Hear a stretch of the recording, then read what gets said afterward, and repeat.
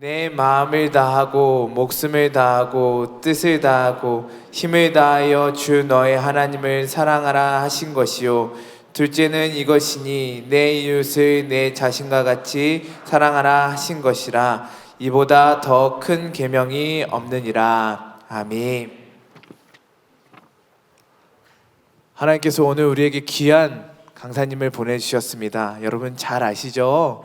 유튜브 채널 위라클의 박이 형제님께서 당신은 사랑하기 위해 태어난 사람입니다 제하에 간증해 주실 때에 큰 은혜의 시간 될 줄 믿습니다. 박수로 모시겠습니다.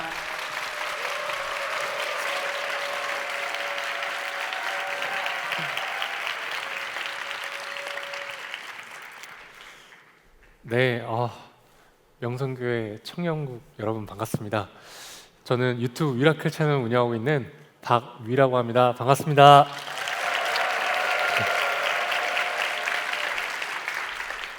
네, 이런 귀중한 시간에 너무나도 부족한 저에게 제가 만난 하나님에 대해서 여러분들과 나눌 수 있는 기회를 주셔서 진심으로 감사합니다.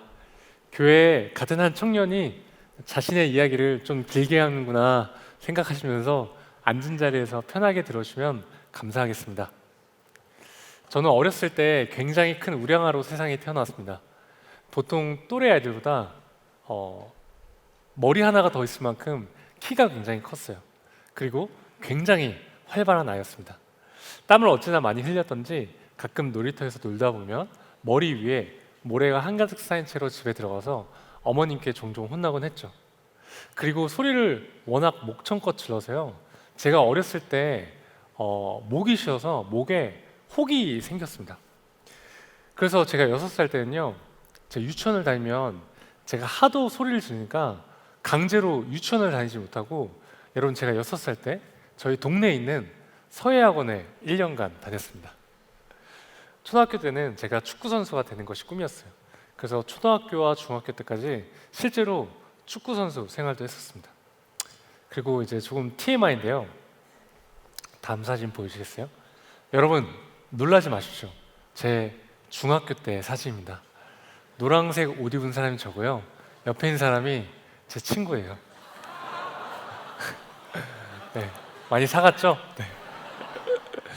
네, 제가 초등학교 4학년 때 저희 가족이 영국으로 유학을 갔어요. 그런데 저희가 영국을 가자마자 한국에서 IMF 사태가 일어났습니다. 당시에 저희 아버지가 한국에서 생활비를 벌어서 영국으로 보내셨는데, 당시에 이 원화 가치가 너무 많이 하락해서 영국 파운드로 생활한 것이 굉장히 어렵게 되었습니다. 여러분, 약 23년 전에요, 맥도날드 햄버거 세트 하나의 가격이 한국 돈으로 15,000원이었습니다. 생각보다 별로 안 놀라시네요. 다들 부유하신가 봐요. 그 당시에 저와 제 동생 그리고 저희 어머니는요, 이 쉐어하우스에 있는 방 한 칸에서 살게 되었습니다. 그러니까 방이 4개인 집이요, 4가정이 함께 살았어요. 영국에 유학을 와서 사는 한국 사람들은 저의 가족을 포함해서 대부분 경제적으로 넉넉하지 못했습니다. 그럼에도 저희 어머니는 저희보다 어려운 한인 유학생이라든지 이민 온 가족들에게 늘 진심으로 넉넉하게 베푸셨어요. 저녁 시간이 되면요, 저희가 다녔던 한인교회 사람들이 하나 둘씩 저희 집에 찾아왔습니다. 그리고 같이 밥을 먹었어요. 저는 어린 마음에 솔직히 저희 어머니가 이해가 되지 않았습니다. 저희 집 사정도 굉장히 어려웠었거든요. 아니 엄마, 왜 이 사람들 맨날 우리 집 와서 밥 먹는 거야? 우리도 힘들잖아.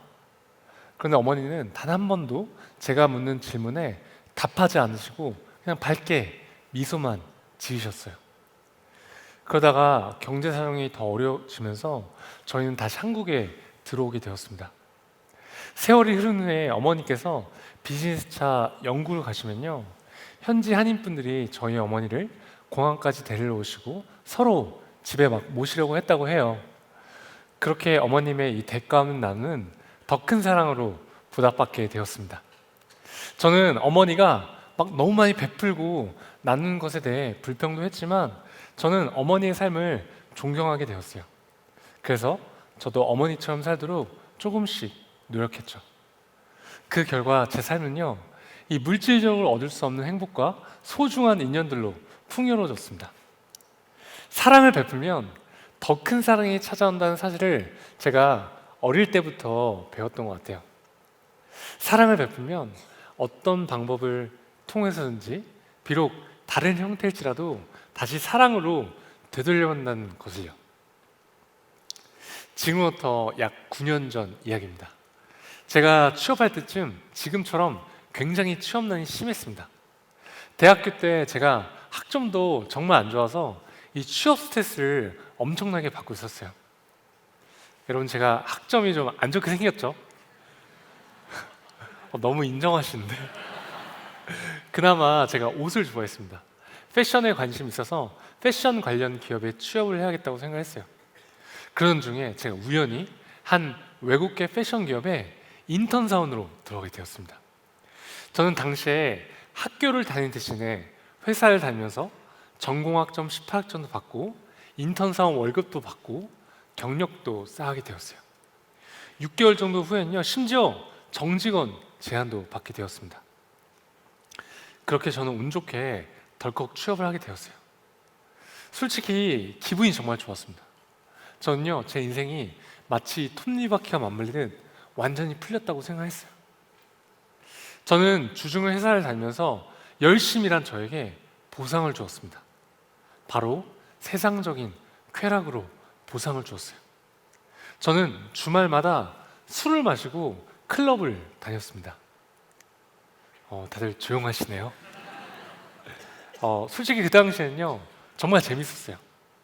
한 번은 제가 토요일 날에 술을 많이 마시고 주일날 이렇게 교회를 와서 이런 기도를 한 적이 있습니다.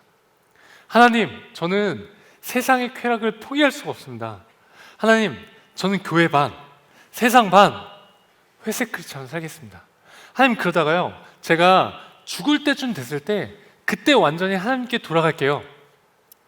여러분, 이게 농담이 아니고요, 제가 진짜 육성으로 그렇게 기도를 했었어요. 제가 정직원 전환이 된 시점에 친구들과 축하 파티를 열게 되었습니다.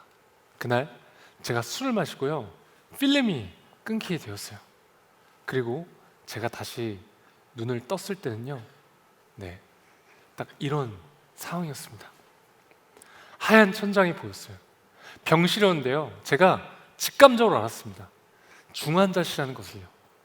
저는 이 사진처럼 병원의 온갖 장치들이 제 몸을 둘러싸고 있었어요.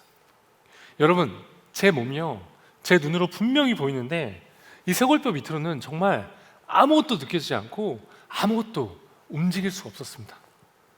여러분, 이게 어떤 느낌인지 감이 잘 안 오시죠? 지금 우리 다 같이 손을 한번 들어보실까요? 자, 우리 하나 둘 셋 하면 여러분 집중해서 손톱에 한번 힘줘 보겠습니다. 자, 하나 둘 셋. 자, 이번엔요, 머리카락에 한번 힘줘 볼게요. 자, 하나 둘 셋. 자, 나는 손톱이나 머리카락에 힘이 들어간다. 한번 손 들어보세요. 다들 정신을 똑바로 차리고 계시네요.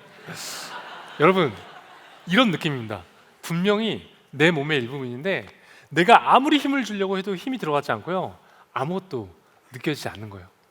그런데 저는 내가 수술을 하고 마취를 했는데 아직 마취가 풀리지 않았구나 정도로 생각했습니다.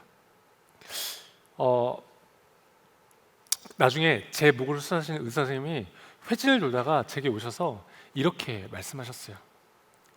당신은 앞으로 전신마비로 살아갈 것이고 영원히 걸을 수 없을 겁니다. 손가락도 절대 움직이지 못할 거예요. 여러분, 저는요, 하루아침에 전신마비 환자가 되었습니다. 알고 보니까 저는 이제 술에 취해서 어떤 건물과 건물 사이로 추락을 해서요, 목이 완전히 부러져서 이 척수신경이 완전히 끊겼던 것이었습니다. 그런데 저는 전혀 기억이 나지 않았어요. 여러분, 그 사진 한 번만 다시 보시겠어요? 네, 사진 있네요. 여러분, 이 사진 정중앙 부분 보시면 중간에 목뼈가 완전히 어긋난 거 보이시나요? 의사 선생님 말을 들었을 때는 현실감이 없었어요. 아마도 이 전신마비라는 상황이 너무나 비현실적이었기 때문에 제가 그 사실을 받아들이는 것이 아마도 어려웠을 수도 있었던 것 같아요. 그런데 저는 하나님을 믿었었기 때문에 아니야, 나는 하나님이 일으켜주면 반드시 일어날 거야 라고 생각했습니다. 그래서요, 생각보다는 힘들지 않았어요. 뭐 여러분들이 지금 믿으실지 모르겠지만 제가 진짜 그 이야기 듣고도 울지 않았습니다. 네, 그 사진 한 번만. 네, 여러분, 이 사진이 제가 이제 전신마비 진단을 받고 한 2주 정도 됐을 때 사진인데요. 여러분, 전신마비 진단을 받은 사람 치고는 약간 표정이 이렇게 제정신은 아니죠. 제가 이렇게 사고를 겪은 날 새벽에 집에 초인종이 울렸대요. 어머니가요, 현관에 나가 보니까 경찰 2명이 이렇게 딱 서서 지금 아드님이 사고로 많이 다쳐서 응급실에 있습니다. 빨리 가보셔야겠어요. 저희 어머니는요, 그 이야기를 들으시고는 그 자리에서 생리가 끊기셨다고 합니다. 저는 그 당시에는 그 사실을 알지 못했어요. 그런데 제가 다치고 한 3년 정도 지났을 때쯤 저희 아버지께서 그 사실을 제게 말씀해 주시더라고요. 여러분, 저희 어머니가 얼마나 충격을 받으셨으면 그렇게 되셨을까요? 저희 부모님이 응급실에 도착했을 때는 제 머리에서 피가 이렇게 분수처럼 솟구쳐서 침대 벽면이 온통 피로 뿌려져 있었고요. 제가요, 피를 너무 많이 흘려서 그 침대 밑으로 피가 이렇게 뚝뚝 흐르고 있었다고 합니다. 그리고 저는 전혀 의식이 없는 상태였다고 해요.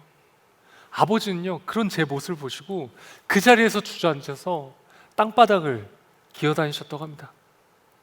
근데 그때 저희 어머니는 침착하게 저희 교회 성도님께 기도 부탁을 하셨대요. 그때 한 성도님이 전화 오셔서 이렇게 말씀하셨다고 합니다. 위 어머니, 위에 영혼을 위해서 기도하세요. 그때 그 말을 들은 저희 어머니는요, 아, 우리 위가 이제 진짜 죽을 수도 있겠구나 생각하셨대요.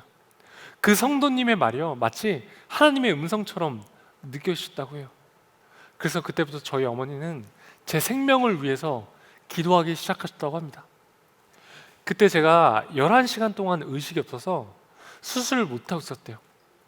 여러분, 의식이 없는 상태에서 마취를 하면요, 의식이 다시 돌아오지 않을 수도 있어서 수술 골든타임을 놓치지 않으려면 빨리 의식이 돌아와야 되는 상황이었다고 합니다.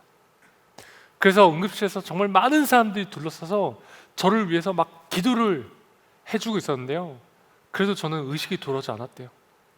근데 그때 저희 아버지가 위야 일어나, 이 한마디에 제가 11시간 만에 갑자기 이렇게 딱 눈을 떴다고 합니다. 그래서 제가 정말 다행히 수술에 들어갈 수 있었대요.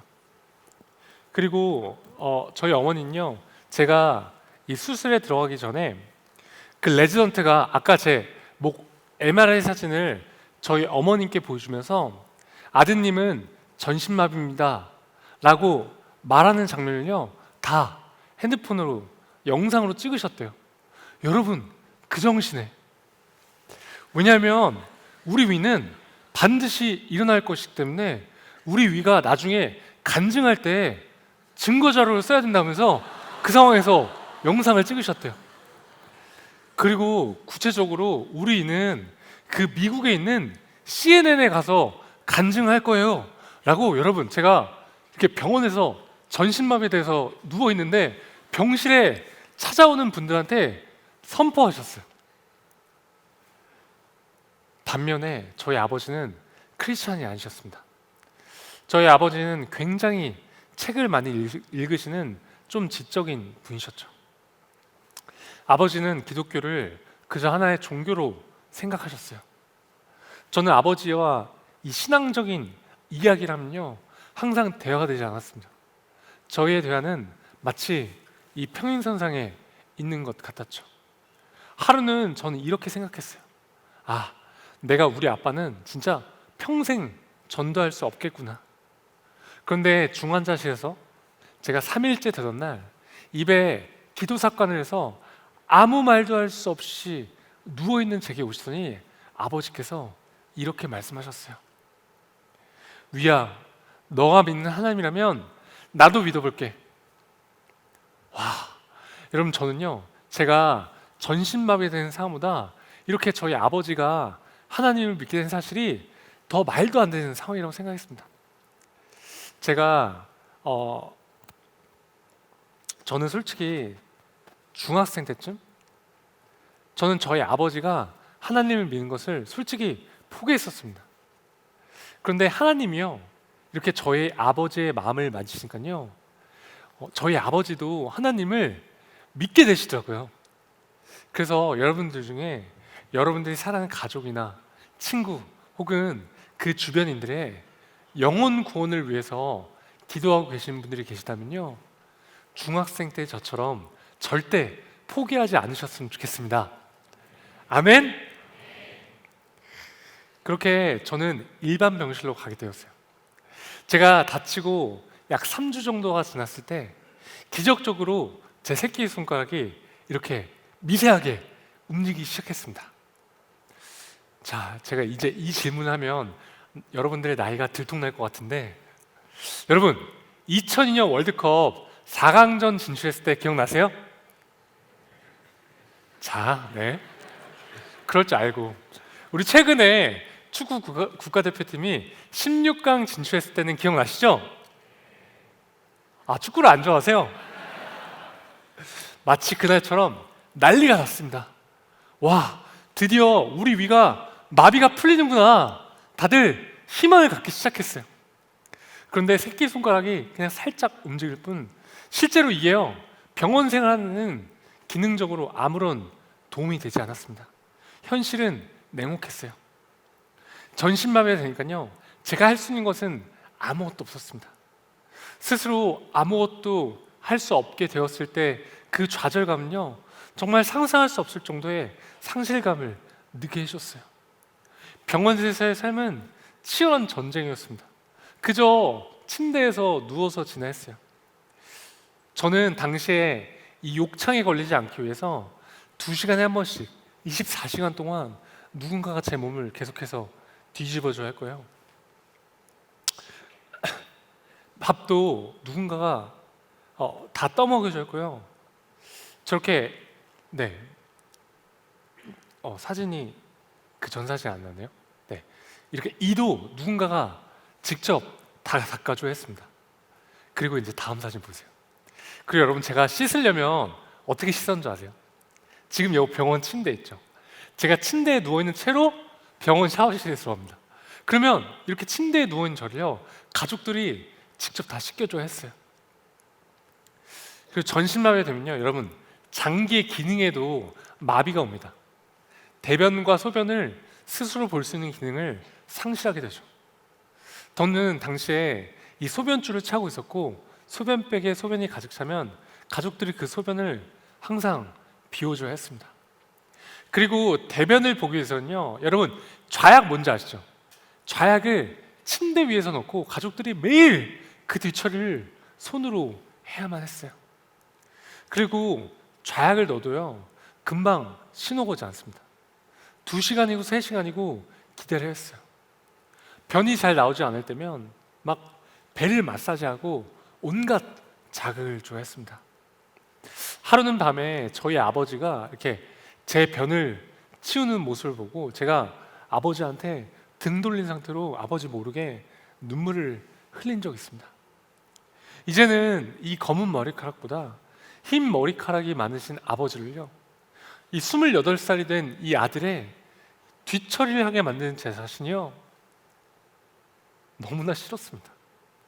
그것을 받아들이는 것이 너무나 고통스러웠어요. 그 당시에 저는 이제 취직을 해서 이제 부모님으로부터 경제적으로 완전히 독립을 해서 저는 효도해드릴 수 있다고 생각했었거든요. 물론 인턴 사원 월급 얼마 되지 않았지만 제가 처음으로 월급을 받아서 봉투에 용돈을 넣어서 부모님께 드렸을 때 저는 정말 행복했어요. 그런데 하루아침에 전신마비 환자가 돼서 28살짜리 아이가 돼버렸으니까요, 도저히 믿기지도 않고 그 현실을 인정하고 싶지 않았어요. 사실 처음에 제가 입원해 있을 때는 저희 가족은 저를 위해서 간병인을 고용하려고 했습니다. 그런데 저는 간병인한테요, 이렇게 성인이 된 저의 이런 모든 민낯을 보여주고 싶지 않았어요. 그래도 저는 가족들한테 미안해서 아무 말도 할 수 없었습니다. 그런데 여러분, 저한테 3살 차이 나는 남동생이 있거든요. 제 동생이 당시에 대학교 4학년이어서 졸업을 준비하고 있었는데요, 동생이 부모님께 이렇게 말을 했대요.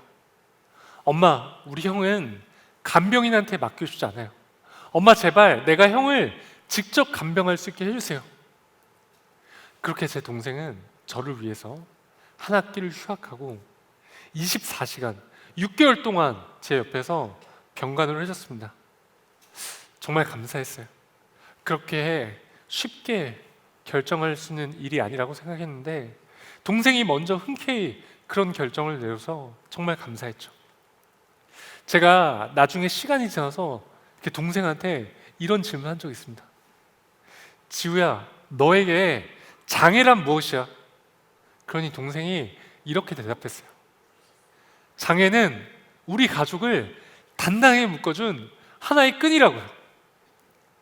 왜냐하면 우리 가족 모두가 협력해서 저 한 명을 돌봐야 했기 때문입니다.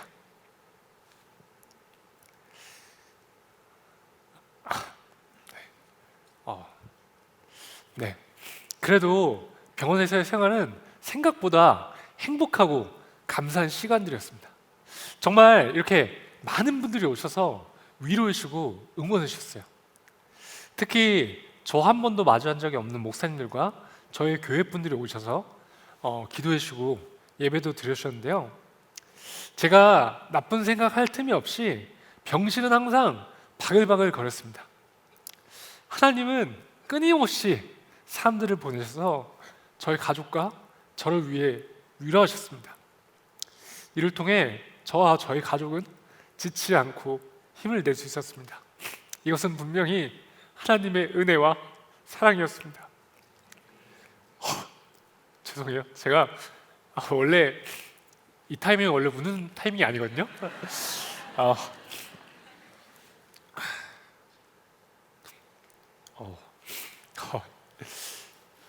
제가 네.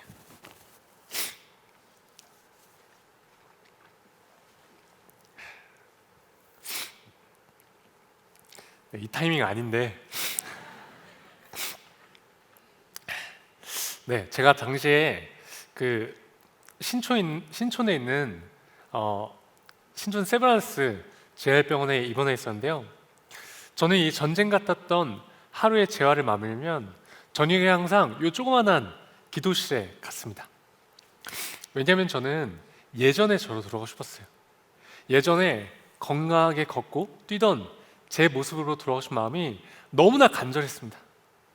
그래서 제가 평생 잘 읽지도 않던 성경책을 읽기 시작했고 매일 저녁 기도했어요. 물론 제 자신만을 위해서 기도했습니다. 하나님, 저 제발 일으켜주세요. 저 일으켜주면 저 진짜 뭐든지 하겠습니다. 그런데 어느 날 제가 기도를 하는데 저희 병원에 다른 병실에 있는 환자들이 막 이렇게 떠오르기 시작했습니다. 갑자기 제가요, 그들을 위해서 눈물 흘리면서 기도를 하게 되었어요. 근데 여러분, 저는 이렇게 딱 봐도 결코 남을 위해 기도할 만큼 마음밭이 넓거나 믿음이 좋은 사람이 전혀 아닙니다. 그 당시에 제 그 눈물의 기도는요, 하나님이 제게 주시는 긍휼의 마음이었어요. 저는 저의 재활병원에서는 상대적으로 경증 환자였습니다. 그 재활병원은요, 저보다도 심각한 상태에 계신 분들이 너무나 많았어요.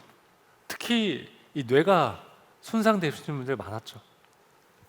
하루는 다른 병실에 한 고등학생 남자의 어머님이요, 이렇게 전신마비돼서 병실에 누워있는 제게 오시더니 이렇게 말씀하셨어요. 우리 아들이 위 너만큼만 됐으면 좋겠다. 여러분, 상상이 가세요? 저는 그때 이렇게 생각했어요. 아니, 어떻게 전신마비된 나한테 와서 이런 말을 하실 수가 있지?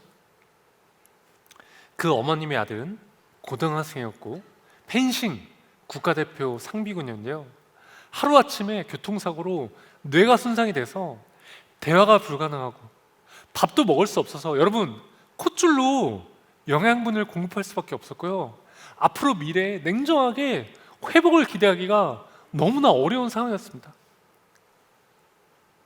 저는 너무 마음이 아팠지만 겉으로 울 수가 없었어요. 제가 입원했던 곳에 대부분의 환자들이 이런 어려운 상황 가운데 놓여져 있었습니다.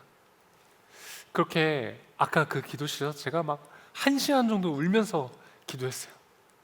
그때 하나님이 제게 마음으로 강력하게 말씀하시는 것 같았습니다. 위야, 너는 반드시 회복될 것인데 너는 앞으로 너와 비슷하게 아픈 사람들, 또 세상에 정신적으로 고통받고 있는 사람들 가서 반드시 희망이 되는 사람이 되어야 된다. 그런데 여러분, 저는 그 당시만 해도요, 이렇게 혼자서 휠체어를 이렇게 밀 수조차 없는 상태였었거든요. 그래서 저는 앞으로 제가 구체적으로 어떻게 사람들한테 도움을 주고 희망을 줄 수 있을지는 전혀 알지 못했고 감이 오지 않았습니다. 저는 6개월 정도 병원 생활하고 퇴원을 했어요. 퇴원했지만 저희 모든 생활은 가족한테 의지할 수밖에 없었습니다. 대변과 소변도 여전히 가족들이 다 받아내야 했어요.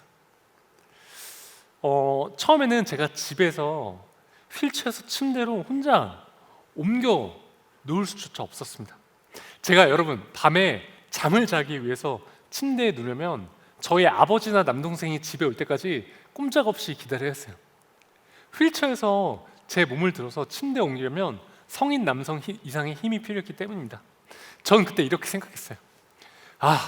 내 인생은 그 누구도 나를 대신해서 살아줄 수 있지 않기 때문에 내가 반드시 독립적으로 생활할 수 있을 때까지 재활을 해야겠다. 저는 살기 위해 죽을 힘을 다해 재활하기 시작했습니다. 저희 집 근처에 이제 한강이 있는데요. 제가 휠체어를 혼자 밀기 위해서 한강을 나가려고 마음을 먹었습니다. 그런데 부모님은 제가 혼자 한강에 나가는 것을 너무나 걱정하셨어요. 저는 한강에 나가기 위해서 부모님과 싸웠습니다. 그것부터 재활이었어요. 처음에는 제가 휠체어를 혼자 10m도 잘 밀지 못했었는데요. 저는 비나 눈이 오지 않으면, 영하 5도 밑으로 떨어지지 않으면 진짜 온몸에 핫팩을 붙이고 매일 한강에 나가서 휠체어를 밀었습니다. 50m, 100m, 500m, 1km 휠체어를 혼자 밀 수 있는 거리를 제가 서서히 늘려나갔어요. 여러분, 저희 집이 서울의 용산인데요. 제가 한 2년 정도 지났을 때쯤 하루는 제가 휠체어를 혼자 밀어서 3시간을 걸려서 저희 집에서 11km 떨어져 있는 난지도 한강공원까지 혼자서 휠체어를 밀 수 있게 되었습니다. 저는 그때 이런 생각이 되었어요. 이제 내가 우리 집에서 11km 떨어진 곳에 나 혼자 놓여지라도 나 혼자서 집은 갈 수 있겠구나. 그리고 저는 이제 소변줄을 빼고 혼자서 일회용 소변줄을 이용해서 스스로 소변도 볼 수 있게 되었습니다. 그리고 엄청난 재훈련 끝에 드디어 혼자 침대에 옮겨 놓을 수 있게 되었어요. 여러분, 휠체어에서 침대로, 침대에서 휠체어로 이렇게 스스로 자유롭게 옮길 수 있다는 것이요, 얼마나 감사한지 모릅니다. 그리고 피나는 운동과 연습으로 제가 상체 힘을 키워서요, 혼자 차에 휠체어를 싣고 운전도 가능하게 되었습니다. 여러분, 제가 오늘도 직접 혼자 운전해서 왔거든요. 물론 손으로 운전하는 것이만요. 휠체어에서 침대로 자유롭게 이동하고 또 운전까지 가능하게 되었지만 제가 딱 한 가지 가족에게 의존하고 있었던 것이 있었습니다. 바로 좌약을 넣는 것이었어요. 내가 진짜 독립적인 생활을 하기 위해서는 반드시 이 좌약을 스스로 넣을 수 있어야겠다고 생각했습니다. 여러분, 좌약을 스스로 넣는 것은요, 마치 이 제약의 끝판왕처럼 여겨졌어요. 여러분, 제가 지금부터 하는 말은요, 막 너무 깊게 상상은 하지 마세요. 제가 이제 묘사를 하는 겁니다. 저는 이제 손가락 힘이 완전하지 않았기 때문에 좌약에 젤을 묻혀서 그곳에 넣는 것은 거의 불가능에 가까웠습니다. 또 저는 그곳에 감각이 없었기 때문에 제가 손가락으로 그곳을 찾는 것은 저한테는 너무나 어려운 일이었어요. 하루는 여러분, 이 조그만한 자약을 넣는데 30분도 넘게 걸렸고요. 그리고 여러분, 자약이 젤에 닿는 순간 바로 녹기 시작하거든요. 그래서 자약을 5캔도 넘게 버리는 날이 허다했어요. 그리고 계속 실패했습니다. 저희 어머니는요, 그런 저를 너무 안타깝게 보시고, 야 위야, 그냥 이제 엄마가 해줄게 말씀하셨지만 저는 오히려 화를 내고 도움을 받지 않았어요. 그래서 제가 지금은요, 혼자서 10초면 자약을 넣습니다.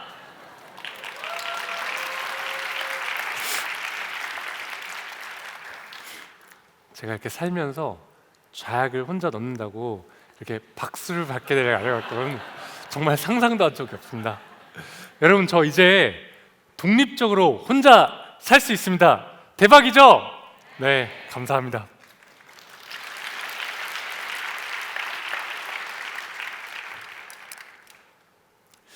제가 아까 전에 왜 갑자기 울었냐면 너무 감사한 거예요. 그러니까 제가 이렇게 재활을 하고 이렇게 여러분들 앞에서 이렇게 너무 부족한 제가 나의 이야기를, 하나님 만난 이야기를 이렇게 할 수 있다는 자체가 갑자기 너무 감격적으로 다가와서 와, 너무 눈물이 났었어요. 네, 그렇다고요. 네. 네, 저는 정말 다행히도 병원에서 말했던 것과는 다르게 엄청나게 재활이 잘 되어가고 있었습니다. 기적이었습니다. 사람들은요, 저를 보면 너무나 대단하게 생각하고 너무나 좋아해 줬어요. 육체적으로는 굉장히 건강해지고 있었습니다. 그런데 제 신앙생활은요, 오히려 내리막길을 걷고 있었어요. 저는 제 몸이 굉장히 재활이 잘 되어가고 있음에도 불구하고 제 몸에 만족할 수 없었어요. 왜냐하면 제 목표는 예전의 저로 돌아가는 것이었기 때문이었어요. 저는 예전처럼 다시 일어서서 걷고 뛰고 축구를 하고 싶었어요. 저는 하나님께 매일 이렇게 달라고 기도했지만 하나님은 듣고 계시지 않은 것 같았어요. 마치 제 기도가요, 뭔가 하늘의 벽에 막혀서 하나님께 전달되고 있지 않은 것 같았죠. 그리고 저는 매일 하는 기도가 똑같았었기 때문에 예배 시간에 가도 기도가 잘 되지 않고 하나님께 더 이상 할 말이 없었습니다. 그래서 예배 시간에 제 마음은 냉랭했어요. 기쁨을 잃었습니다. 그리고 저는 그 당시에 이렇게 청년부 예배를 드리지 않고 저희 교회 새신자 예배를 드렸습니다. 왜냐하면 설교 말씀이 짧고 예배 시간이 짧았기 때문이에요. 그러던 중에 제 친구가 어느 날 제게 와서 이렇게 말했어요. 야 위야, 우리 이제 다시 공동체 생활하자. 이렇게 신앙생활하면 안 될 것 같아. 그래서 저는 못 이긴 척 다시 이 청년부 예배를 드리기 시작했습니다. 제가요, 청년부 2년째 되는 해에 제가 어마어마한 사람을 만나게 됩니다. 그 사람은요, 제가 살면서 봤던 사람 중에 가장 끈질긴 사람이었어요. 저는 항상 이름도 말해요. 유준상. 네, 그 연예인 유준상은 아닙니다. 정말 그 친구는 기도하는 사람이었어요. 그 친구가 제 순장님, 제 셀 리더가 되었습니다. 여름이 되어서 저희 청년부 여름 수련회 시즌이 되었어요. 그런데 여러분, 준상이가요, 저한테 수련회를 같이 가자는 거예요. 그래서 제가 단칼에 거절했습니다. 휠체어 타고 수련회에 참가하는 것은 제게는 너무나 큰 도전이었기 때문이었어요. 그리고 저는 여러분, 아직도 잠을 자기 위해서 욕창에 걸리지 않게 해서 침대 매트리스가 반드시 필요하거든요. 준상이가 말했습니다. 야 위야, 수련회장에 침대가 있대. 그리고 내가 다 도와줄게. 여러분, 약간 어떤 스타일인지 아시겠죠? 이 청년국에도 이렇게 떠오르는 사람들이 있지 않나요? 저는 준상이 이 친구 정말 끈질기다 라고 생각했지만 용기를 얻고 못 이긴 척 수련회에 참가하게 되었어요. 수련회 갔지만 저는 여전히 하나님과의 관계는 냉랭했어요. 수련회 마지막 밤 집회 시간이 되었습니다. 설교 말씀이 끝나고 기도 시간이 되었는데 저는 이렇게 기도했어요. 하나님, 오케이, 저 이제 더 이상 일어나지 않아도 좋습니다. 그 대신에 하나님, 저요, 오늘 하나님이 살아계신지만 제게 꼭 보여주세요. 하나님, 제가요, 하나님을 눈으로 보든 귀로 듣든 피부로 느끼든 바람으로 느끼든 어떤 방법이든 좋으니까요, 하나님 제발 오늘 저 하나님이 살아계신지만 제가 알 수 있게 해주세요. 여러분, 제가 그날 정말 간절히 기도했었거든요. 그런데 여러분, 저한테 어떤 일이 일어났을까요? 네, 아무 일도 일어나지 않았습니다. 정말 아무것도 느껴지지 않았어요. 저는 굉장히 실망한 상태였어요. 그때 저희 공동체 담당 목사님이 이제 주변의 아픈 지체들 이 강대상 위에 올라오세요. 제가 기도해 드리겠습니다. 근데 여러분, 저는요 정말 이 위에 올라오고 싶지 않았습니다. 저는 치유 기도를 더 이상 받고 싶지 않았어요. 왜냐하면 저는 다치고 나서 저희 어머니 손에 이끌려서 온갖 치유 집회를 다녔었거든요. 이런 마음을 가지면 안 되겠지만 제가 이렇게 치유 집회를 참여하는 것은 마치 이 기복신앙처럼 느꼈어요. 그런데 여러분, 제 옆에 누가 있었을까요? 네, 그가 있었습니다. 갑자기 준상이와 교회 친구들이 제게 막 몰려오기 시작했어요. 여러분, 같이 한번 상상해 보세요. 예배한 장소에 딱 이 정도였던 것 같아요. 한 900명 정도 되는 청년들이 큰 강당에 있었습니다. 근데 저는 저 끝에 모서리에 혼자 휠체어에 앉아있는 상태로 있었죠. 그리고 그 예배실은요, 여러분, 이런 의자 말고 간이 의자 있죠. 간이 의자로 꽉 차 있어서 휠체어로 지나갈 수 있는 게 전혀 없었습니다. 그런데 그때 홍해가 갈라지듯 의자가 갈라지기 시작했어요. 자, 여러분, 이 휠체어를 타면요 가끔 이렇게 단점이 있습니다. 자, 여러분, 이렇게 뭐가 보이시나요?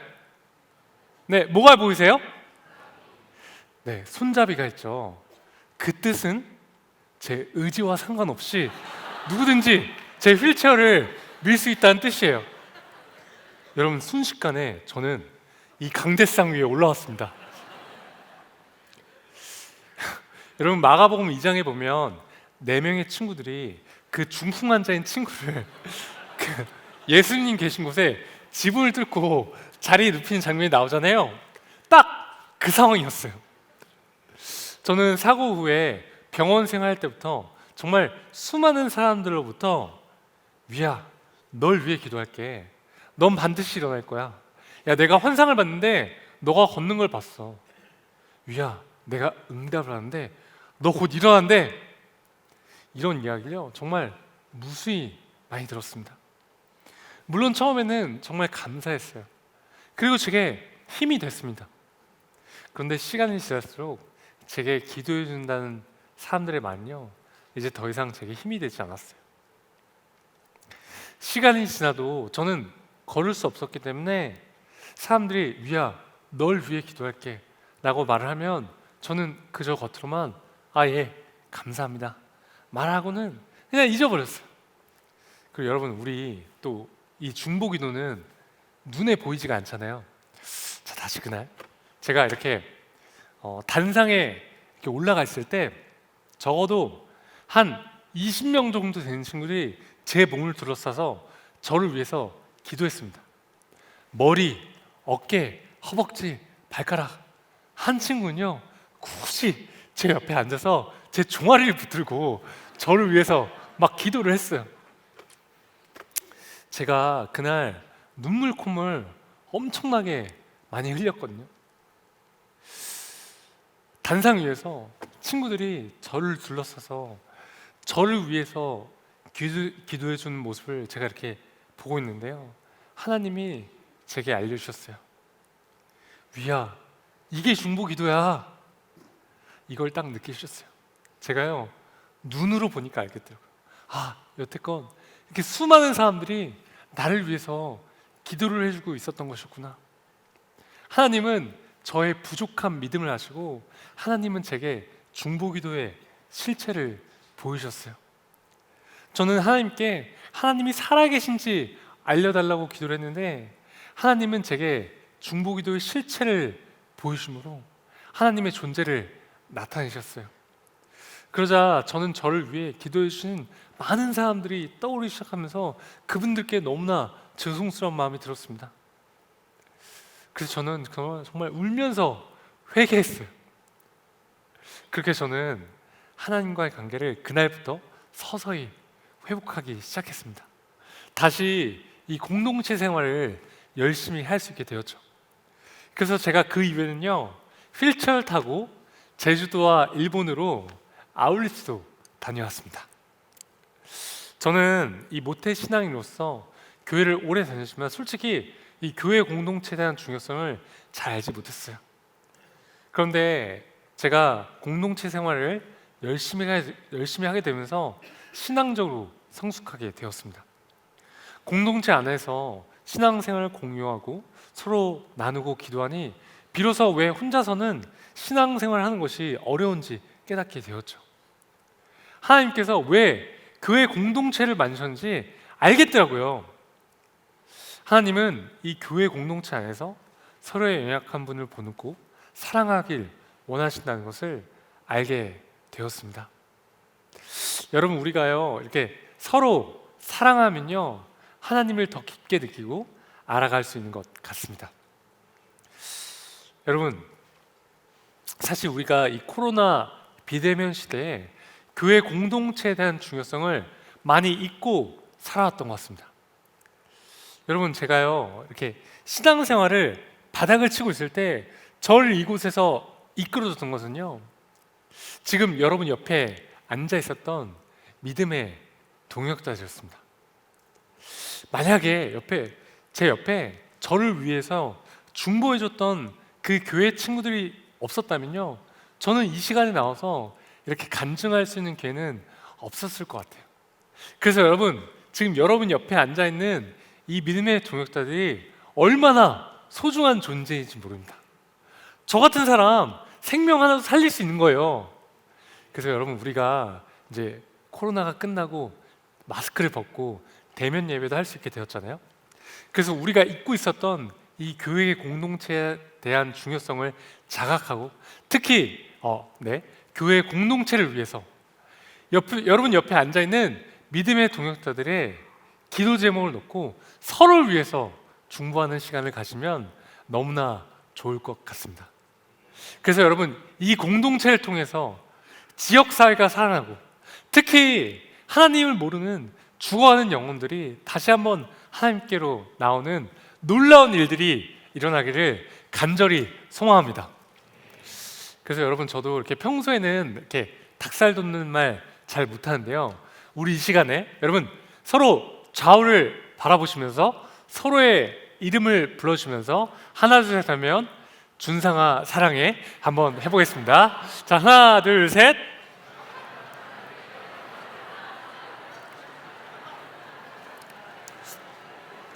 여러분, 진짜 준상아 사랑해 하지 마시고요, 이름을 불러주세요. 자, 여러분, 이제 앞뒤를 바라보시면서 하나 둘 셋 사랑합니다.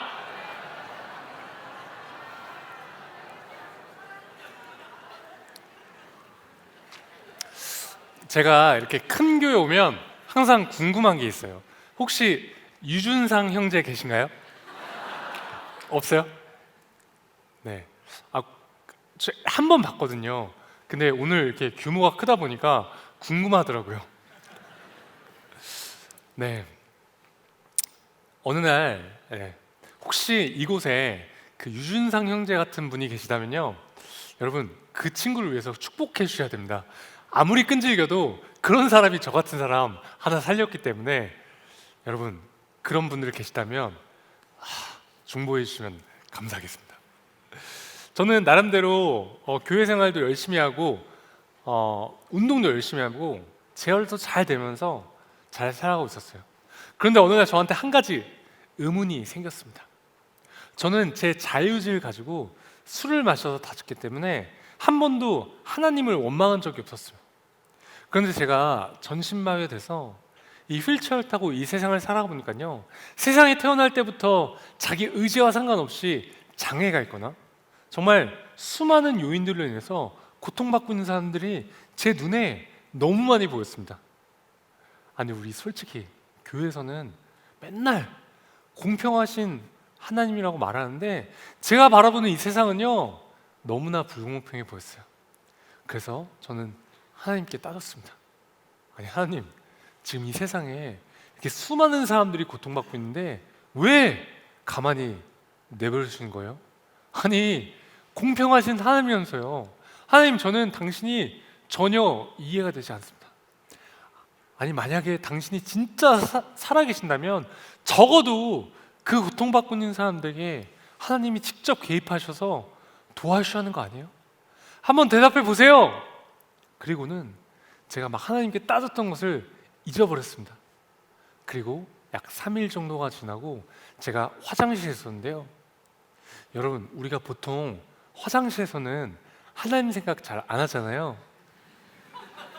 여기 하나님 생각 많이 하세요? 여러분, 이거 진짜 리얼입니다. 실제 상황이에요. 제가 이렇게 화장실에 있는데 갑자기 제 마음속으로 강력하게 말씀하시는 것 같았어요. 위야, 너가 가서 직접 사랑하면 되잖아. 저는 충격이었습니다. 도저히 반문할 수가 없는 거예요.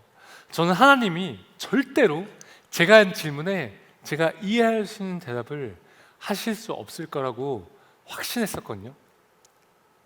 저는 여태껏 제가 살면서 제가 사랑해야 할 대상은 내 가족, 내 친구들, 그리고 제 주변인들이라고 생각을 했어요.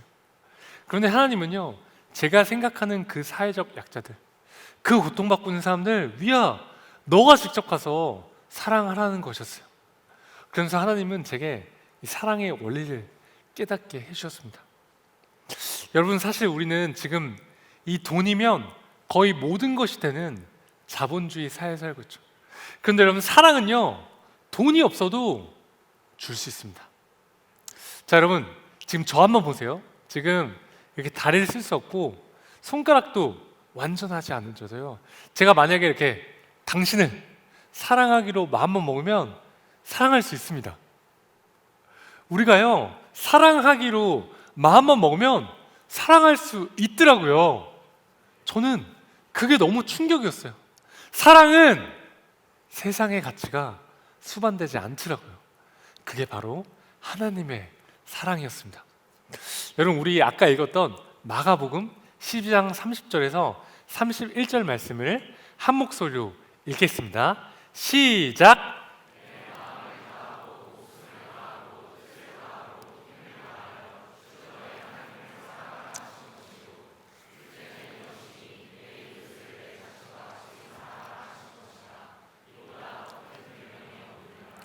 아멘. 저는요, 제가 이 땅에 살아가면서 막 제가 뭔가 엄청난 일을 해야지만 하나님께 영광을 돌릴 수 있다고 생각했었거든요. 근데 방금 우리가 읽었던 이 마가복음 말씀처럼 제가, 여러분이, 우리 모두가요, 이 세상에 태어난 이유와 목적이 바로 사랑하기 위해서 태어났다는 사실을 깨닫게 되었습니다. 여러분, 저는 너무나 부족하지만 그냥 제가 이렇게 휠체어를 타고 제가 이렇게 할 수 있는 선에서 그저 열심히 사랑을 베푸는 것이죠. 자, 방송실 잠시만요. 제가 이제 준비한 영상인데요, 혹시 잠깐 이 본당물을 불을 완전히 꺼주실 수 있을까요? 네, 제가 이제 또 유튜버이기 때문에 영상에 진심이 편이라서, 네, 혹시 완전히 꺼주시고 다음에 사운드도 잘해서, 네, 여기도 꺼주시면 될 것 같아요. 네. 다 꺼주시고 영상 보고 오시겠습니다.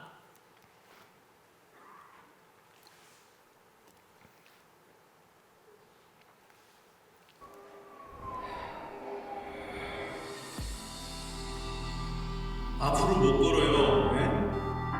평생 힘들다고.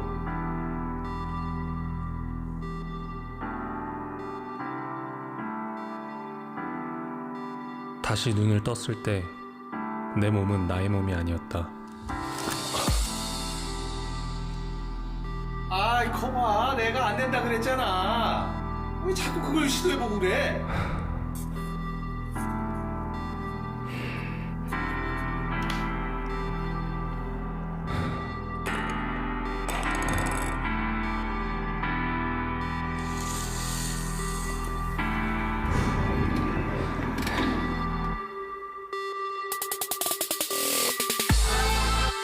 담당 의사는 손가락도 움직일 수 없다고 말했지만 나는 절대 포기하지 않았다.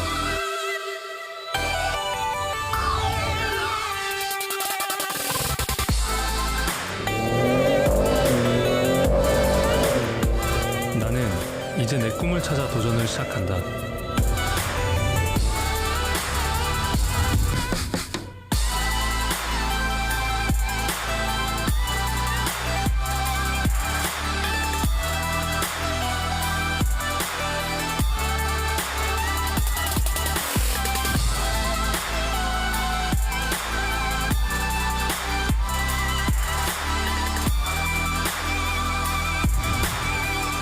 일할 수 있는 능력이 완전히 제한되는 건 아니지.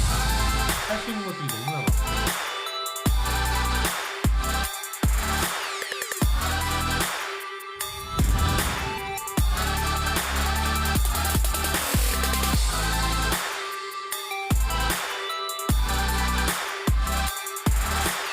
믿음은 바라는 것들의 실상이요 보지 못하는 것들의 증거라고 했다. 혹자에겐 터무니없는 믿음으로 보일지 모르겠지만 모든 사람 앞에서 반드시 일어나 보이겠다.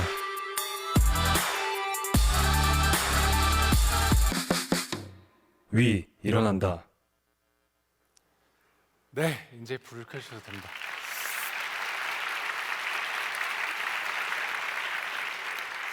네, 방금 이 영상은 제 실제 이야기를 바탕으로 해서 만들어진 영상입니다. 그 영상 초반에 이 의사 선생님 역할 하셨던 분은요, 저희 친이모부세요. 저 이모부가 물리치료사 선생님이신데 저렇게 의사 가운을 입고 애드립으로 연기를 잘 해주셨습니다. 그래서 전 덕분에 돈이 들지 않았습니다. 제가 아까 그 병원 기도실에서 하나님이 제게 비전을 주셨다고 말씀드렸잖아요. 근데 저는 구체적으로 제가 어떻게 사람들한테 도움이 돼야 할지 잘 알지 못했어요. 그런데 저는 교회에서 아울리치를 다녀오고 어느 날 하나님이 제 마음 가운데 생각나게 해주셨습니다. 시간과 장소에 구애받지 않고 다양한 사람들을 만날 수 있는 방법, 바로 유튜브였어요. 그래서 저는 그때부터 확신을 가지고 주변 사람들에게 중보기도 부탁을 했습니다. 여러분, 제 이름이 박위입니다. 영어로 위는 우리라는 뜻이잖아요. 그래서 위 플러스 미라클, 우리 모두에게 기적을 이란 뜻을 가진 이 위라클 채널을 만들게 되었습니다. 이 채널의 가장 큰 목적은요, 사람을 살리는 것입니다. 우리가 살아가는 이 모든 일상이 기적임을 일깨우면서 몸이든 마음이든 아픈 지체들에게 삶의 소망을 던지는 것이죠. 어느 날 울산의 한 목사님으로부터 제게 연락이 왔어요. 당신의 아들이 저처럼 척수신경이 손상이 돼서 전신마비가 되었다는 거예요. 목사님이 너무 힘들어하셨어요. 그 당시에 혼자 샤워를 못 하셨대요. 폐쇄공포증이 생기셔서. 근데 그 목사님이 저랑 하루에 2시간씩 매일 통화를 했었거든요. 아마도 제가 전신마비 진단을 받은 사람 치고는 굉장히 재활이 잘 된 케이스였기 때문에 그 목사님이 저랑 전화하는 것만으로도 좀 위안을 삼으셨던 것 같아요.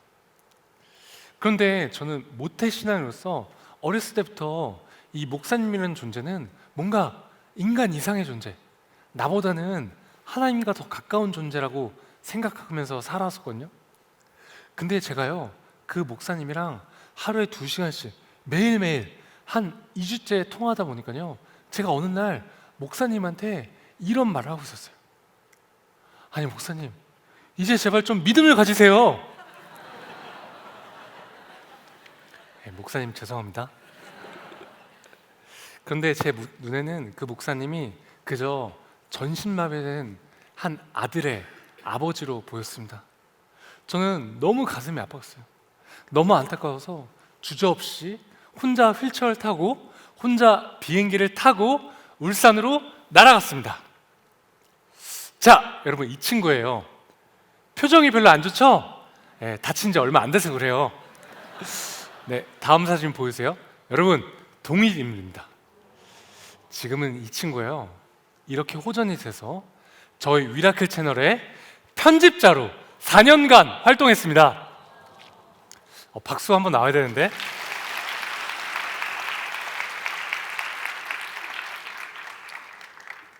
그런데 여러분, 이 친구는요, 아직도요 손가락이 전혀 움직이지 않습니다. 근데 여러분, 손이 이렇게 주먹이 쥐는 상태로 돌돌 말렸거든요. 근데 어떻게 편집하는 줄 아세요? 여러분, 주먹 한번 접으세요. 자, 이 손으로 여기 한번 만져보세요. 여러분, 이 부분을 이용해서 터치패드를 이용해서 직접 다 편집을 했습니다. 여러분, 진짜 대박이죠? 이 친구가 편집한 영상이 궁금하신 분들은 저희 위라클 채널 구독과 좋아요, 알람 설정 부탁드립니다. 여러분, 제가 이렇게 웃으면서 말했지만 농담이 아니에요. 그리고 여러분, 제가 한 가지 또 간증할 게 있습니다. 여러분, 전신마비 진단을 받았잖아요. 저랑 4년 넘게, 5년 넘게 휠체어를 타고 살고 있었던 이 친구가요, 지금 두 발로 일어났습니다.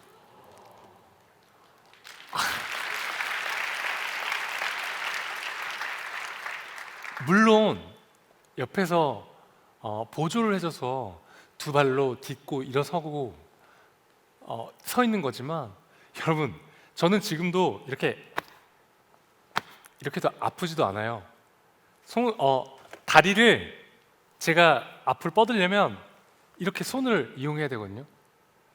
근데 이런 저랑 똑같은 상태에 있는 친구가 두 발로 일어선다는 건요, 의학적으로 설명이 불가능합니다. 여러분, 저도 그렇고 우리 진성 친구도 그렇고 앞으로 정말 아직도 저희는 두 발로 일어서서 자연스럽게 걸을 수 있는 그날을 꿈꾸거든요. 그래서 여러분, 생각나실 때마다 저희를 위해서 기도해 주시면 너무나 감사하겠습니다. 여러분, 진짜 하나님 살아 계십니다. 저는요, 제가 사랑을 주기 위해서 울산으로 갔다고 생각했습니다. 그런데 시간이 지나 보니까 제게 오히려 사랑 이상의 큰 힘을 주는 친구가 생겼어요. 위라클 채널 하면요, 정말 많은 분들이 연락을 주세요.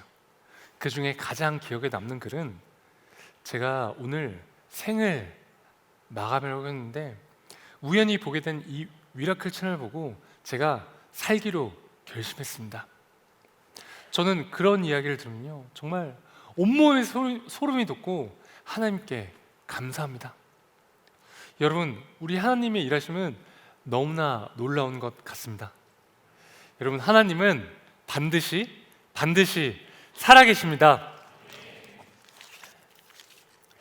제가 오늘 왜 유난히 발음이 막 꼬여요. 발음이 좀 새는데, 네. 자, 여러분, 제가 아까 말씀드렸던 것처럼 전신마비 되면요, 이 장기의 기능에도 마비가 됩니다. 자, 여러분, 이 초록색이 혹시 뭔지 아시는 분? 구독자가 없나 봐요. 자, 여러분, 이거는요, 효자손도 아니고 그 슈퍼에서 파는 먹는 길다란 쫀쫀이도 아닙니다. 여러분, 이건 제 일회용 소변줄이에요. 저는 지금도 소변이 마려울 때마다 이 일회용 소변줄을 요도 안으로 집어넣어서 직접 소변을 봅니다. 문제는 항상 세균 감염의 위험에 노출이 되었다는 거예요. 그래서 어느 날 제가 세균 감염이 돼서 유로 감염에 걸리고 맙니다. 열이 40도가 넘게 올라가서 구급차를 타고 응급실로 실려갔어요. 이 신장에 염증이 생겨서 신우신염이라는 병에 걸렸는데요, 그 병의 증상이 그래요. 열이 40도가 넘게 올라가도 항생제가 들지 않기 때문에 할 수 있는 것이 없어서 그냥 온몸에 아이스팩을 대고 누워 있는 거예요. 그럼 열이 순간적으로 39도로 떨어지거든요. 그런데 오한이 옵니다. 그럼 추우니까 그냥 다시 이불을 4겹씩 덮어요. 그럼 열이 다시 40도 넘게 올라가고, 그럼 다시 아이스팩을 들고. 여러분, 이 과정을요 24시간 5일 내내 반복했습니다. 진짜 너무 힘들었어요. 너무나 고통스럽습니다. 제가 당시에 비뇨기과 5인실에 입원했었는데요, 저만 제외하고 나머지 분들은 다 연세가 있으셨어요. 암 환자, 다리가요 팔처럼 가늘어지신 분, 그저 연명하시는 분, 그 중에 저 혼자 젊은 사람이었습니다. 아침 7시에 이렇게 눈을 떴어요. 제가 전신마비가 되고 나서도 한 번도 이것 때문에 운 적이 없었는데요, 그날은 꼬박 1시간을 울었습니다. 옆에 제 친동생이 저를 간병해 주기 위해서 이렇게 자고 있어서 들을까 봐 제가 소리를 내서 울 수 없었어요. 온갖 부정적인 생각이 막 들어오기 시작했습니다. 지금은 내가 그나마 젊으니까 이렇게 버티지, 내가 진짜 나이가 들어서도 일어나지 못해서 휠체어를 타고 있으면 어떡하지? 나를 케어줄 수 있는 내 가족이 이제 내 곁에 없으면 어떡하지? 나중에 내가 금전적인 여유가 없어져서 내가 병원비를 낼 수 없는 상황이 생기면 어떡하지? 너무나 서러웠습니다. 제 미래가요 너무나 두렵게 느껴졌어요. 온갖 잡다한 생각들이 막 저를 사로잡았습니다. 제가 여러분 5일 동안 씻지 못한 상황이기 때문에 이제 씻어야겠다고 생각했어요. 도저히 이런 기분은요 그 하루를 버텨낼 수 없을 것 같았죠. 그래서 제가 이렇게 휠체어 타고 화장실에 가서 세수를 하기 시작했습니다. 제가 이렇게 울면서 세수를 했는데요, 여러분 그 빌립보서 4장 13절 말씀 아시죠? 제가 어떻게 세수했냐면 내가 능력 주는 자에서 내가 모든 걸 살 수 있느니라, 이 말씀이 힘이 되니까 마치 주문을 외우듯이 그냥 막 울면서 세수했어요. 근데 제가 이렇게 세수를 하고 있는데요, 갑자기 이렇게 십자가가 떠올랐습니다. 저는요 정말 어이가 없었어요. 아니 하나님, 지금 제가 이렇게 힘들어 죽겠는데 왜 하필이면 이 상황에서 십자가 떠오르게 하시는 거죠? 저는 따졌습니다. 근데 여러분 혹시 영화 패션 오브 크라이스트라는 영화 보셨나요? 그 영화를 보면요 예수님이 십자가에 못 박히신 장면이 굉장히 적나라하게 묘사가 됩니다. 제가요 여러분 이렇게 눈을 감은 상태에서 십자가 떠오르니까요 자연스럽게 예수님이 십자가에 못 박히신 장면이 연상이 됐어요. 그러자 제 마음이 아파오기 시작했습니다. 그리고 이런 생각이 들었어요. 아, 예수님의 그 십자가의 고통에 비하면 지금 내가 느끼고 있는 이 고통은 아무것도 아닐 텐데, 아, 내 것이라고 주장하고 있었던 내 삶이 내 것이 아니구나. 아, 나는 지금 죄인이지만 예수님께서 나를 위해 십자가에 못 박히심으로써 이 죄의 대가를 지불하셨기 때문에 나는 새 생명을 얻은 것이었구나. 저는 이 사실을요 그날 처음 깨달았습니다. 너무나 부끄럽지만 모태 신앙인이었음에도 불구하고 한 번도 제가 이 사실을요 피부로 느낀 적이 없었어요. 제가 이 사실을 깨닫고 막 엄청나게 울면서 하나님 죄송합니다 막 울면서 회개했어요. 제가 막 울다가요 울음을 딱 그쳤습니다. 왜냐면 저한테 성경 말씀 한 구절이 떠올랐기 때문이었어요. 여러분 우리 같이 한번 읽어볼까요? 요한복음 3장 16절 말씀이었습니다. 시작!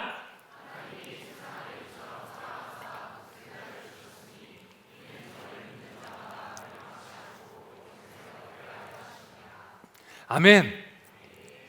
저는 교회를 진짜 오래 다녔지만 모태신앙으로서 이 말씀 수도 없이 듣고 암송했던 말씀이었지만 이날만큼은 정말 살아서 움직이는 말씀처럼 느껴졌습니다. 너무나 감동적이었어요. 그리고 저희 어머니가요 저한테 이런 말씀하신 적 있어요. 어머니가 제가 다치고 여러분 하루의 기도를요 5시간을 해도 모자란 날들이 있으셨대요. 어머니는 어떻게 사람한테 이렇게 눈물이 많을 수 있을까 생각하셨대요. 어머니가 흘렸던 그 눈물을요 다 모아서 담으면 항아리에 가득 차고 또 가득 차고 또 가득 찰 정도로 그렇게 눈물을 많이 흘리셨대요. 그때 저희 어머니는 이렇게 기도하셨다고 합니다. 하나님, 우리 위가 회복될 수만 있다면 하나님, 저는 제 목숨도 내놓겠습니다. 자식을 향한 사랑이 이렇게 목숨과도 맞바꿀 수 있을 정도로 이렇게 큰데 하나님은 자신의 아들을 우리를 위해 죽게 하셨으니 얼마나 가슴이 아팠겠냐고 어머니께서 저한테 그렇게 말씀하신 적이 있어요. 여러분, 우리는 이 하나님의 측량할 수 없는 사랑으로 새 생명이 주어진 것 아닐까요?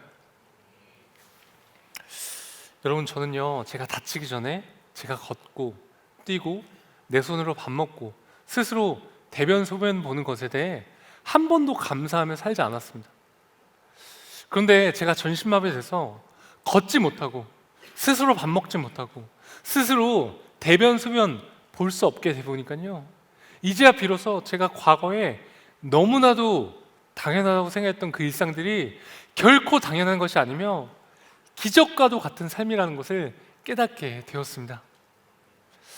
사람들은 보통 기적이라고 하면요, 앞을 볼 수 없는 사람이 갑자기 앞을 볼 수 있게 되거나 저처럼 다리를 쓸 수 없는 사람이 갑자기 일어서는 초현실적인 현상을 떠올립니다.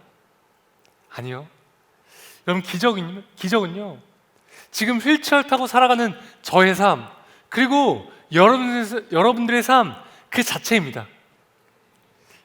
여러분, 우리 이제 남과 비교해서 지금 나에게 없는 것, 내게 부족한 것들을 바라보지 마시고요, 지금 내게 있는 것, 내가 현재 누리고 있는 것들을 바라보셨으면 좋겠어요. 현재 고난의 상황에 처했을지라도 감사할 수 있는 마음을 가질 때 이 위기를 기회로 바꿀 수 있는 힘이 생깁니다. 하나님은 항상 약한 자를 쓰였어요. 그런데 어렸을 때부터 수도 없이 설교 말씀에 등장했던 사건들은요, 그냥 솔직히 성경의 이야기로 생각했던 것 같아요. 다윗이 골리앗을 이기고 80세가 넘은 모세가 하나님의 부르심을 받고 이스라엘 백성들을 이끌고 출애굽을 하죠. 여러분, 저는요 제가 육체적으로 얼마나 연약한지 누구보다 잘 압니다. 자, 여러분, 만약에 제가 이 휠체어가 없이 혼자 이 분당문을 빠져나가야 된다면요, 여러분, 여기 어마어마한 큰 교회잖아요. 여기 계단도 있죠. 저는 휠체어에서 이렇게 내려와서 바닥에서 이렇게 기어가야 되기 때문에, 그리고 여기 밑으로 마비라서 다리를 쓸 수 없잖아요. 저기까지 가는데 1시간? 2시간도 걸릴지도 몰라요. 그런데 여러분, 제가 전신마비가 돼서 그냥 열심히 살아가기만 해도요, 이런 제 모습이 누군가에게는 힘이 되고 용기가 되더라고요.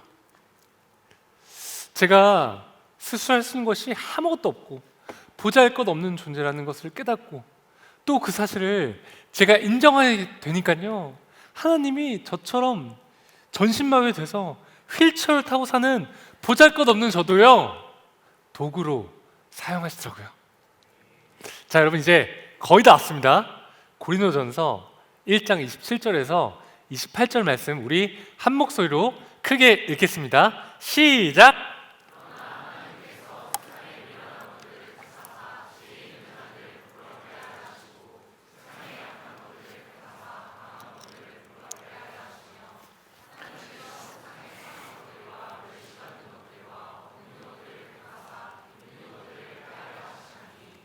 아멘. 여러분, 이 고린도전서 말씀처럼요, 하나님은 세상에 미련하고 약하고 천하고 멸시받는 사람들을 택하셨대요. 여러분, 만약 여러분이 지금 혹시 연약하고 고통 가운데 계신가요? 그럼 이제 아마도 하나님이 여러분들을 쓰실 수 있다는 뜻일지도 모르겠습니다. 여러분, 우리는 연약하기 때문에 하나님을 드러낼 수 있기에 감사해야 하지 않을까요? 우리의 고난은요, 하나님과 가까워질 수 있는 축복의 시간입니다. 세상 사람들은 아마도 지금의 제 모습을 보면서 끔찍한 고난의 시간 속에 있다고 생각하면서 말할지 모르겠어요. 그런데 여러분 지금도 보세요. 제가 만약 이렇게 다치지 않았다면 여러분들과 마주할 수 있는 기회가 있었을까요? 저는 이 전신마비된 생활을 통해서 삶의 진정한 행복과 가치를 깨닫게 되었습니다. 그리고 실제로 하나님과 더 가까워졌어요. 둘째는 이것이니 내 이웃을 내 자신과 같이 사랑하라 하신 것이라. 이보다 더 큰 계명이 없느니라. 아멘. 여러분, 우리는 사랑하기 위해서 태어난 사람들입니다. 하나님은 우리 누구에게나 공평하게 사랑할 수 있는 마음을 허락하셨습니다. 우리는 언제든 어떻게든지 이 세상 속에서 하나님의 사랑이 필요한 곳에 가서 충분히 사랑을 전할 수 있다고 저는 믿습니다. 저도 부족하지만 앞으로 이 위라클을 통해서 사랑을 실천하도록 노력하겠습니다. 명성교회 청년부 여러분, 우리 모두가 세상의 가치와 기준에 얽매이지 않고 이 고난 속에서도 하나님을 신뢰하며 감사할 수 있기를 축복합니다. 여러분, 지금까지 제 긴 간증 들어주셔서 너무나 감사하고요. 여러분, 사랑합니다. 항상 힘내십시오. 할렐루야! 감사합니다.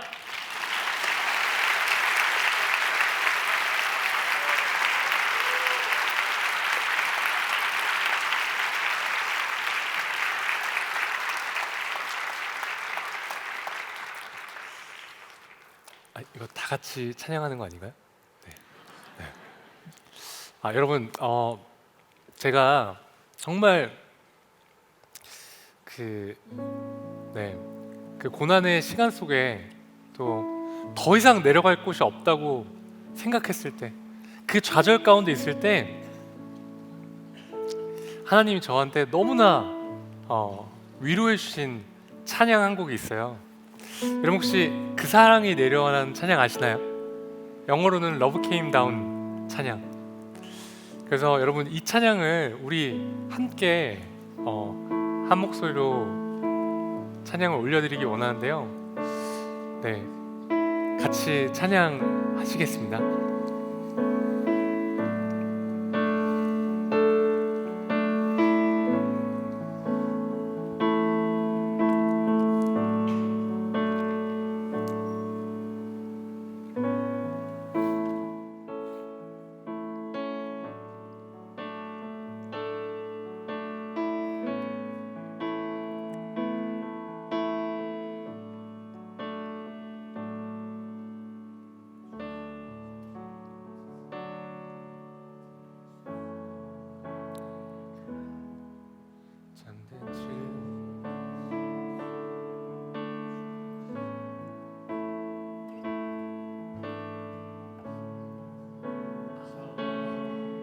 들을 수 없다 해도 참된 진리 되신 주, 나는 붙드네.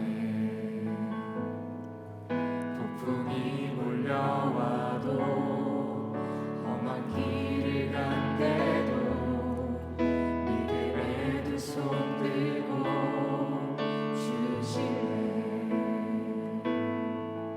내게 행하신 그 놀라운 일,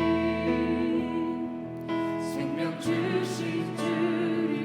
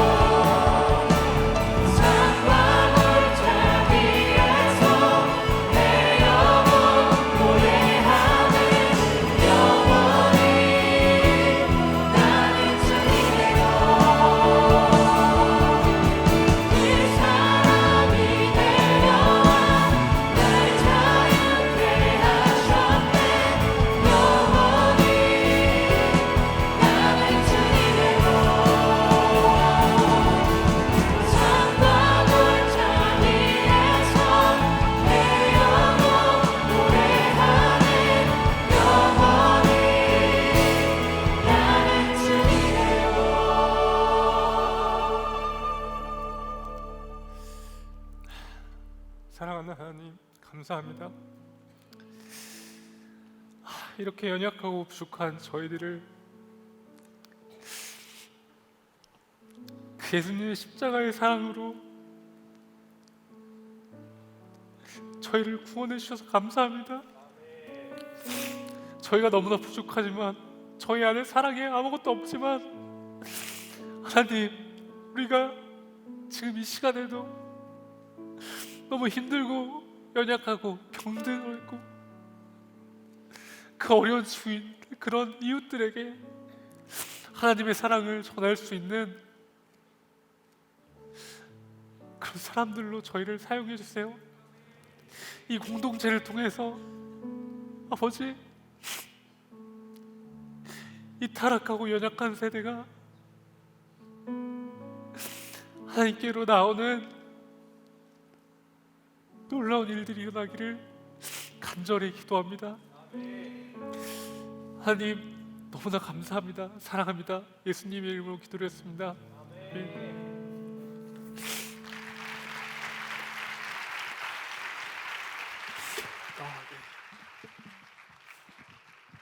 다시 한번 뜨겁게 박수하도록 하겠습니다. 오늘 이 자리에 주님께서 임하시며 박이 형제에게 임하신 하나님께서 우리에게 임하신 줄 믿습니다. 여러분 은혜 많이 받으셨죠? 우리 사랑하고 축복하는 마음으로 우리 박이 형제님을 우리 축복하였으면 좋겠습니다. 우리 후레쉬 불빛 켜고요.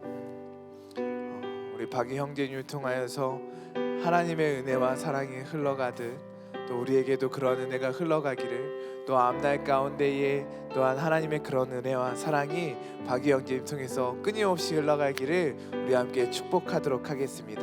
하나님께서는 당신을 통해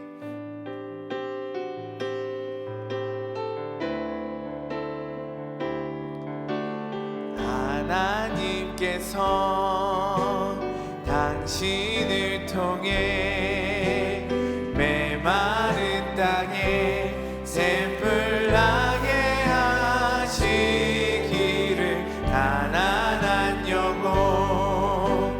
목마른 영혼 당신을 통해 주 사랑하기 원하네. 하나님께서 당신을 통해 메마른 땅에 샘물 나게 하시기를, 가난한 영혼 목마른 영혼 당신을 통해 주 사랑하기 원하네. 우리 은혜로운 간증의 시 우리 박유 형님께 뜨겁게 박수하겠습니다.